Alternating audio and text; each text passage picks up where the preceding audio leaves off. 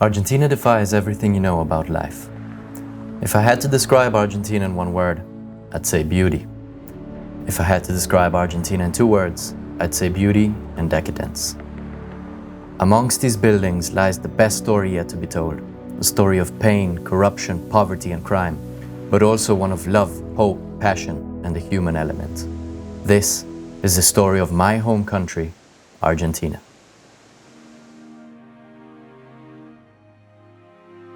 This country does not have an American dream. The closest thing that we have is to study at uni here and then leave and work elsewhere. Argentina doesn't want you to plan long term, at least not for now. So survival becomes your number one priority. We have learned that it's better to spend your money today than tomorrow, since it won't be worth as much, which is the exact opposite of how it should be. Argentinians have learned helplessness and they carry great cynicism inside them, which is completely justified.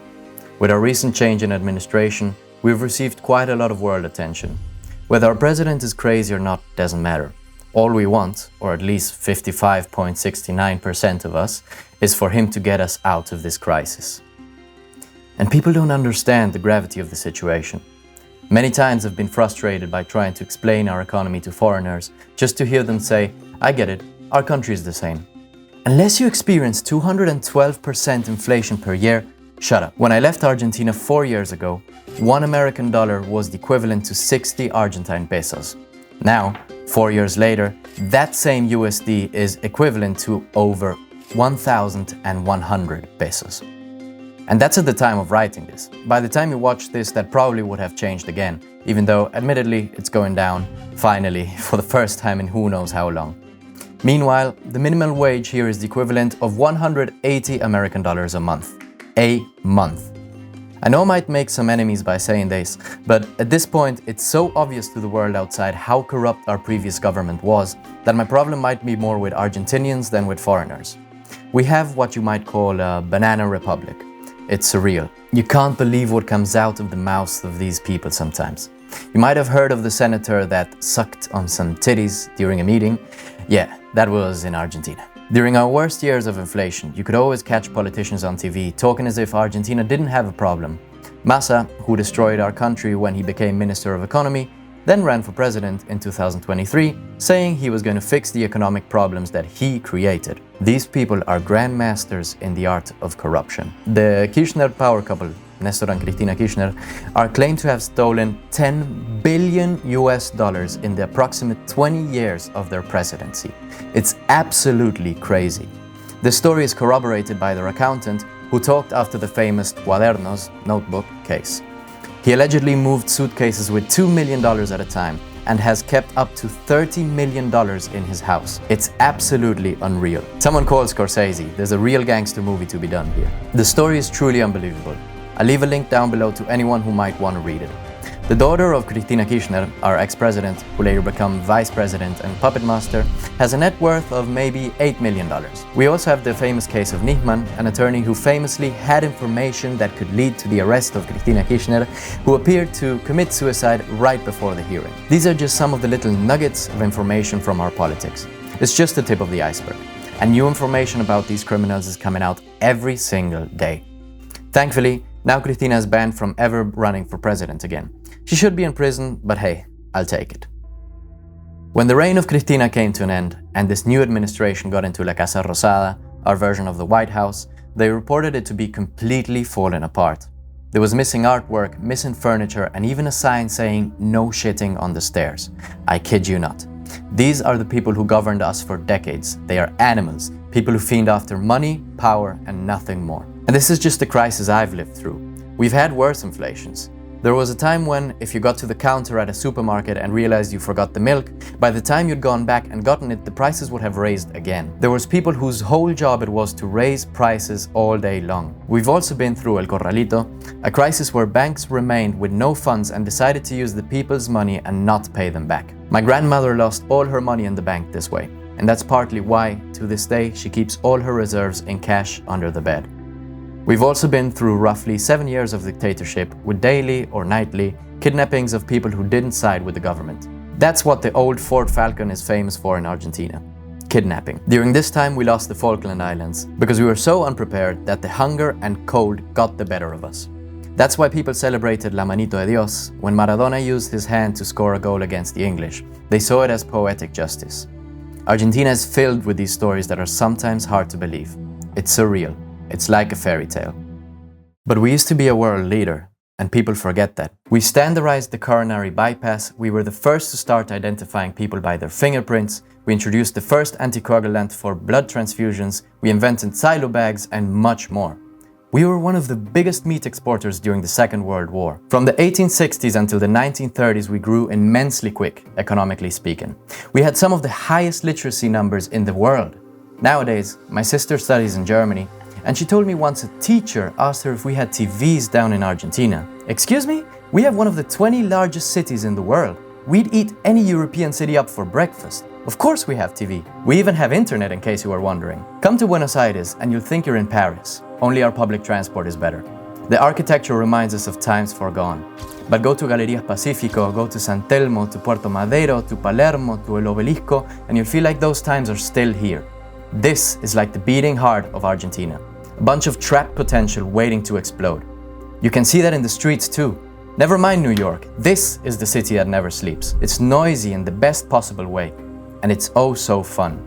You can't just drive mindlessly, you always need to pay attention. You can never give an inch or they'll take a mile. In the roundabouts, whoever feels like he has the right to drive is the one who has it.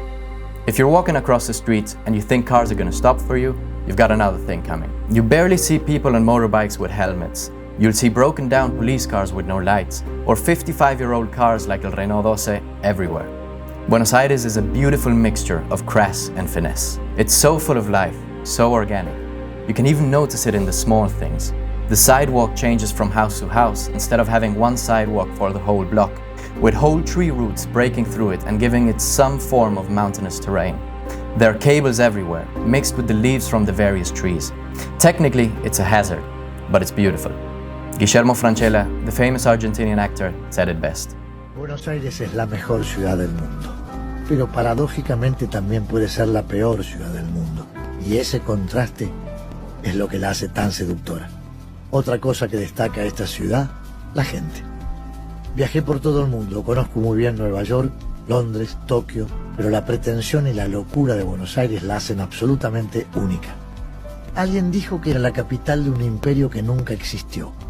Tiene algo de la sofisticación de las capitales europeas, pero con la justa y necesaria cuota de decadencia que hace que no tenga esa belleza empalagosa de París. Buenos Aires es caótica, imprevisible, cruel, contradictoria, pero son justamente esos defectos los que hacen que la ciudad respire. Todo puede pasar en Buenos Aires. Now, while on the one hand you have all this craziness, on the other hand you have this.